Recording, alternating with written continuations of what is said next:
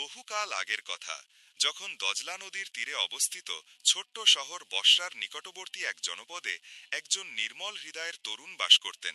তার নাম ছিল তানভীর। তানভীরের চরিত্র ছিল অত্যন্ত সৎ এবং তিনি ছিলেন প্রচণ্ড পরিশ্রমী, কিন্তু অভাবের বেড়াজালে তার জীবন ছিল মোড়া। এক জীর্ণ কুটিরে তিনি তার স্ত্রী হাবিবার সঙ্গে বসবাস করতেন। তানভীর প্রতিদিন সকালে ফজরের সালাত আদায় করার পর তার ছোট কারখানাটিতে যেতেন, যেখানে তিনি কাঠ দিয়ে নানা রকম পাত্র তৈরি করতেন। এই কারখানাটি ছিল বসরার বাজারের এক কোণে এবং তিনি তার পেশাকে গভীরভাবে ভালোবাসতেন। তিনি সবসময় এই কথা বলতেন, আমার জীবিকা একমাত্র আল্লাহই দান করেন, আমি শুধু নিজের প্রচেষ্টাটুকু করে যাই।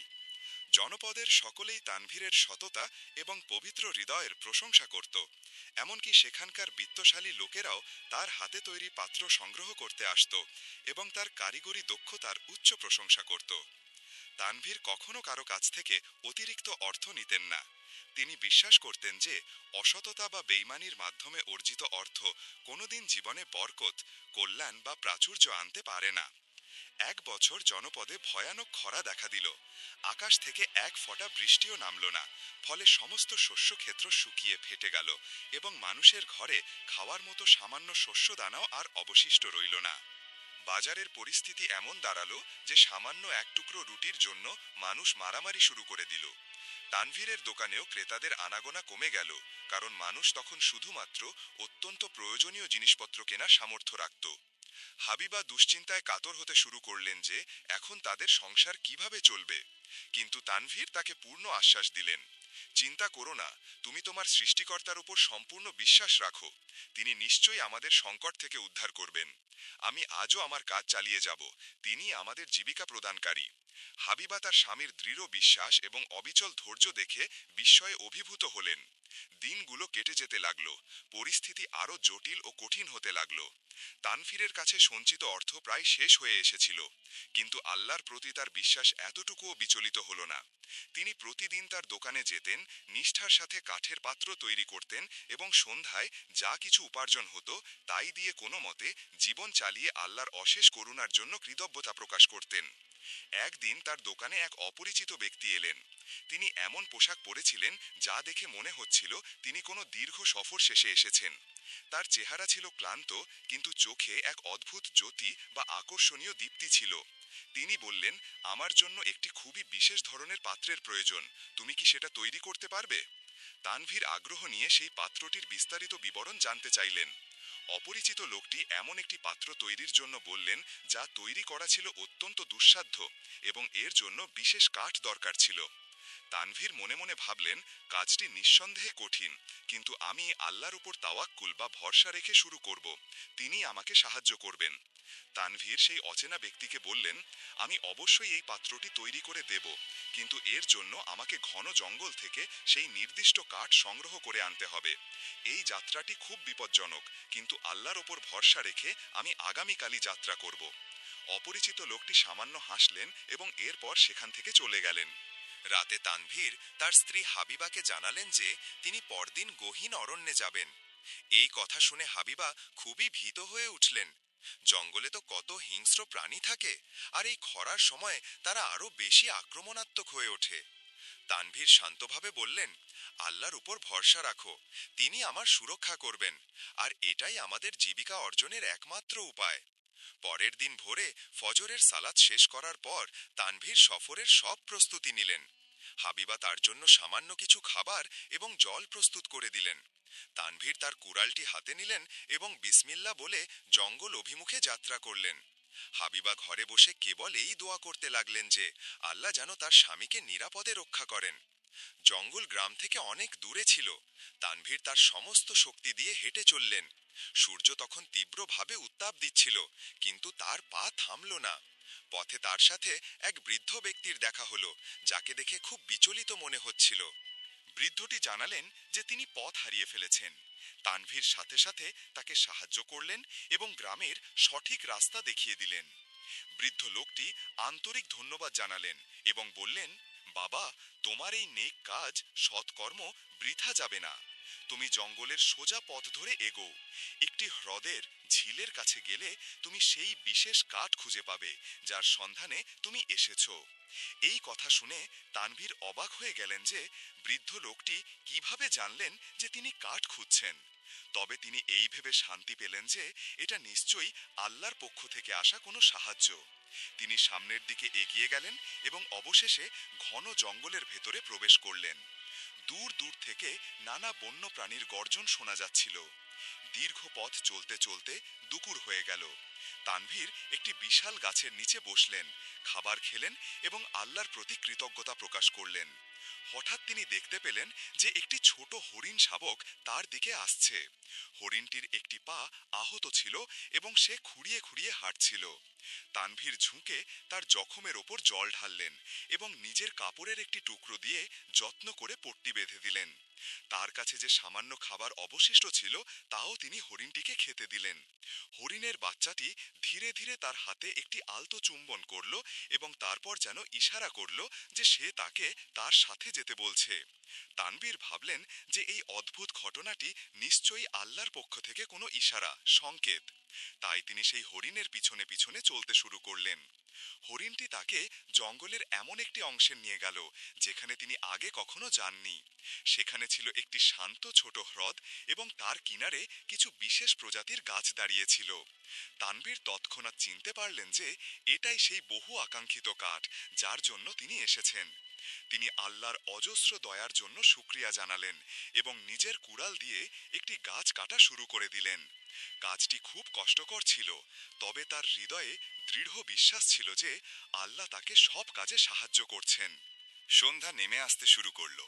তানভীর গাছ কেটে তার একটি বড় অংশ নিজের কাঁধে তুলে নিলেন এবং ফেরার পথ ধরলেন। এখন ফিরে আসার যাত্রাটি আরও কঠিন ছিল, কারণ চারিদিকে অন্ধকার হয়ে আসছিল। হঠাৎ আকাশে কালো মেঘের ঘন ঘটা দেখা দিল এবং জোরে বাতাস বইতে শুরু করল। মনে হচ্ছিল যেন ভয়ঙ্কর ঝড় আসছে। তানভীর হাত তুলে দোয়া করলেন, হে আল্লাহ, আমি তোমার সাহায্য চাইছি, আমাকে নিরাপদে বাড়িতে পৌঁছানোর ব্যবস্থা করে দাও। ঠিক সেই মুহূর্তে তিনি দেখতে পেলেন যে সেই হরিণ শাবকটি আবার তার সামনে এসে দাঁড়িয়েছে। এখন তার আঘাত সম্পূর্ণ সেরে গিয়েছিল। সে যেন পথ প্রদর্শকের মতো পথ দেখাচ্ছিল। তানভীর হেসে উঠলেন এবং বুঝতে পারলেন যে এটা আল্লাহর পক্ষ থেকে এক অলৌকিক সাহায্য। তানভীর হরিণটির পিছন পিছন হাঁটতে লাগলেন। কাঁধের ভার তার কাছে খুব ভারী মনে হচ্ছিল, কিন্তু আল্লাহর প্রতি অটুট ভরসা রেখে তিনি এগিয়ে যেতে থাকলেন। ঝড় আরো জোরদার হচ্ছিল, গাছের ডালপালাগুলো দুলতে শুরু করেছিল এবং আকাশ থেকে গুড়ি গুড়ি বৃষ্টি নামছিল। হরিণটি দৌড়ে একটি গুহার দিকে গেল এবং তানভীরও তাকে অনুসরণ করলেন। গুহার ভেতরে প্রবেশ করে তানভীর শান্তির নিঃশ্বাস ফেললেন। বাইরে তখন ঝড় আরো ভীষণ আকার ধারণ করেছিল। তিনি কাঠটি একপাশে রাখলেন এবং আল্লাহর অফুরন্ত দয়ার জন্য কৃতজ্ঞতা জানালেন। হরিণটি তার পাশে এসে চুপ করে বসে পড়ল।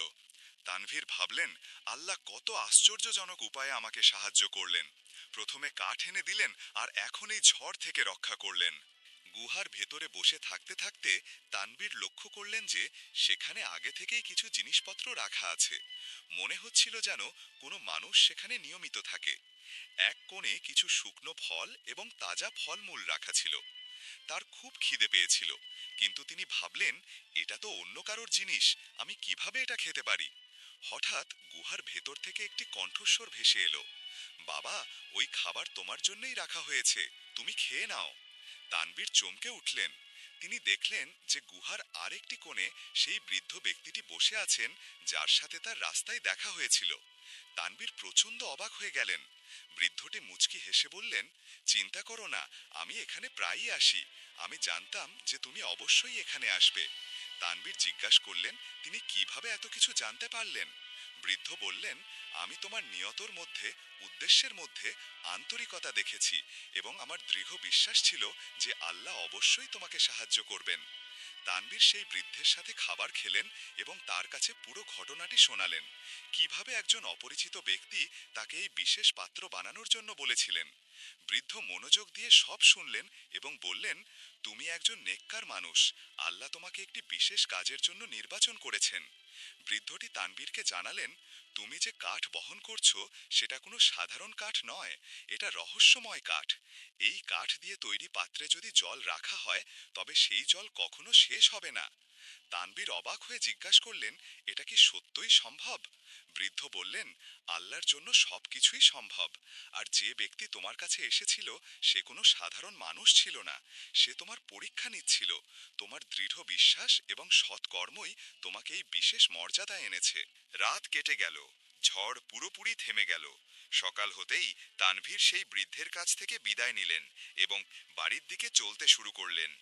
হরিণটি তাকে জঙ্গলের সীমানা পর্যন্ত পৌঁছে দিতে এলো এবং তারপর আবার জঙ্গলের গভীরেই ফিরে গেল। তানভীরের হৃদয়ে তখন কেবল শান্তি এবং অফুরন্ত কৃতজ্ঞতা ছিল। তিনি যখন বাড়িতে পৌঁছালেন তখন হাবিবা অস্থিরভাবে তার জন্য অপেক্ষা করছিলেন। স্বামীকে দেখেই তিনি ছুটে এলেন এবং বললেন, আমি সারা রাত খুব দুশ্চিন্তায় ছিলাম, ঝড়ের সময় তুমি কোথায় ছিলে? তানভীর হাসলেন এবং বললেন, আল্লাহ আমাকে নিরাপত্তা দিয়েছেন, আর দেখো আমি সেই বিশেষ কাঠ নিয়েও এসেছি। তানভীর কাঠ নিয়ে তার কারখানাতে গেলেন এবং পাত্রটি তৈরি করতে শুরু করলেন। এই কাজটা খুব কঠিন ছিল, কারণ কাঠটা ছিল অত্যন্ত শক্ত। তিনি আন্তরিকতা এবং ধৈর্যের সাথে কাজ করতে থাকলেন।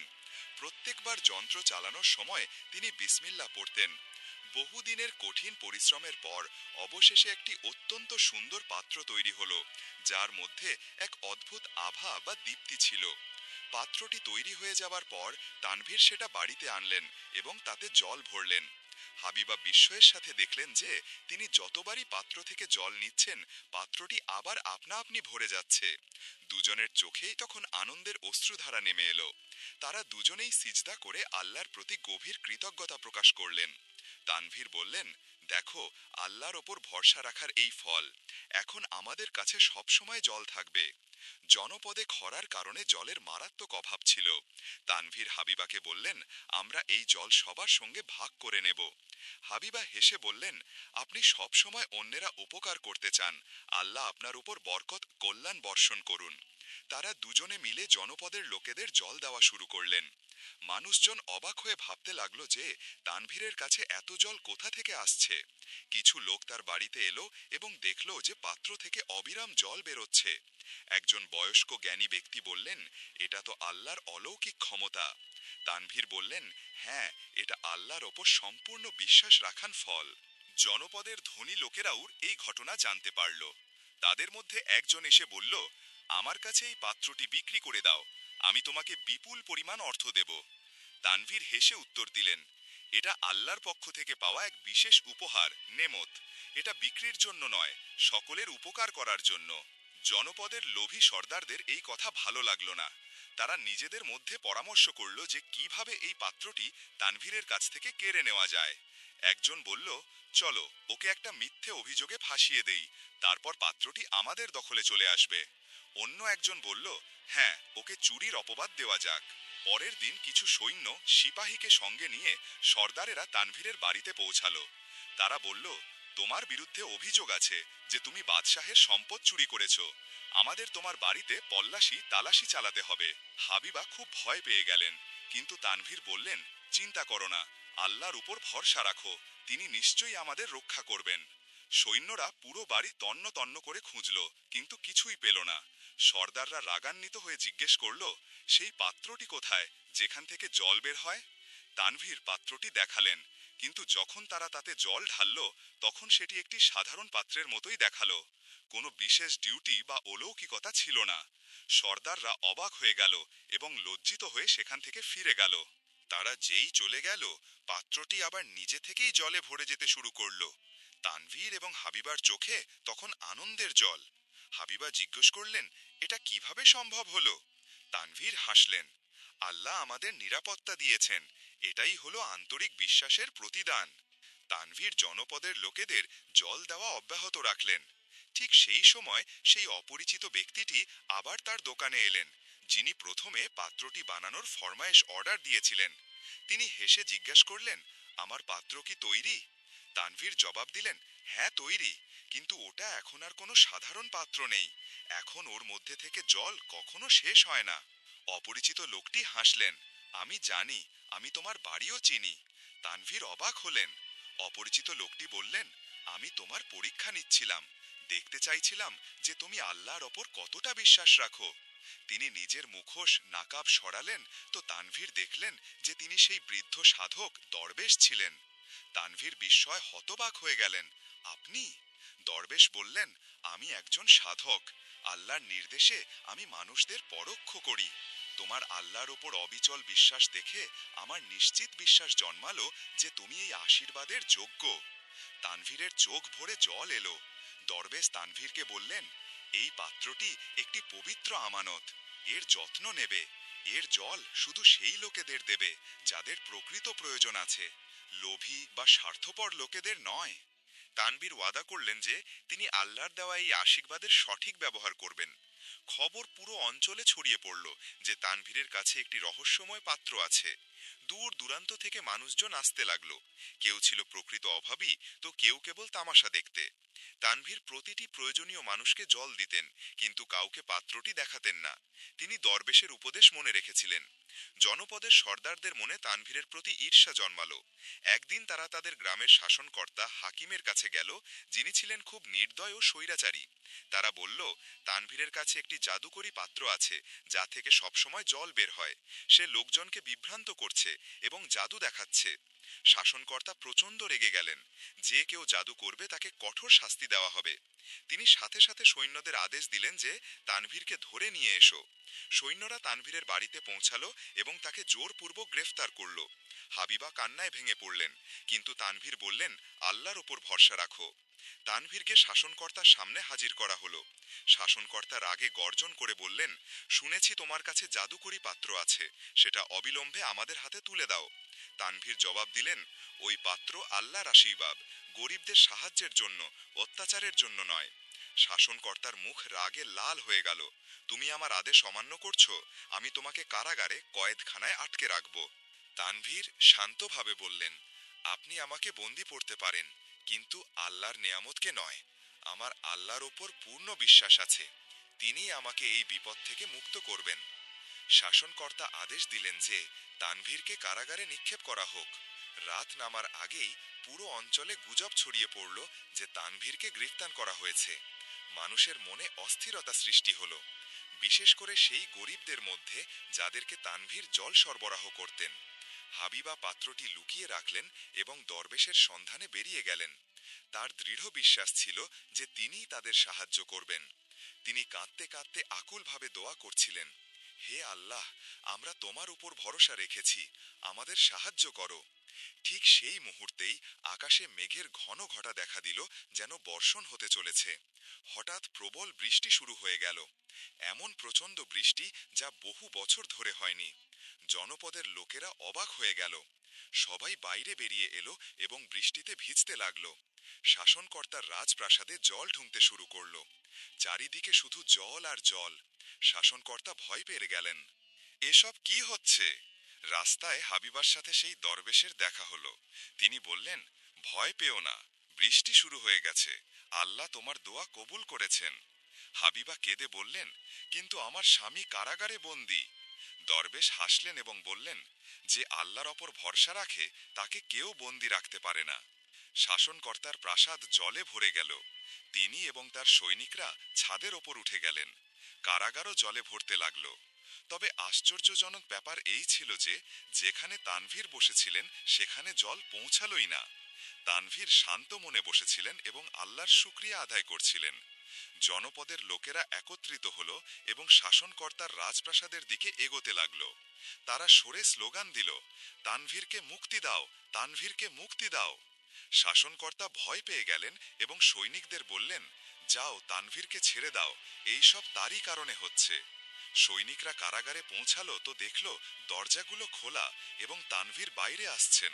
তারা বিস্ময়ে জিজ্ঞাসা করল, দরজা কিভাবে খুলল?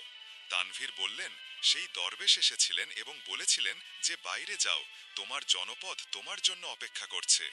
তানভীর বাইরে এলেন তো দেখলেন সবাই তার জন্য অপেক্ষা করছে। বৃষ্টি থেমে গিয়েছিল, চারিদিকে সবুজ সতেজতা ছেয়ে গিয়েছিল। হাবিবা দৌড়ে এসে তার স্বামীর সাথে মিলিত হলেন। দরবেশও সেখানে উপস্থিত ছিলেন। তিনি সবাইকে স্নিগ্ধ হাসি উপহার দিলেন এবং তারপর হঠাৎ অদৃশ্য হয়ে গেলেন।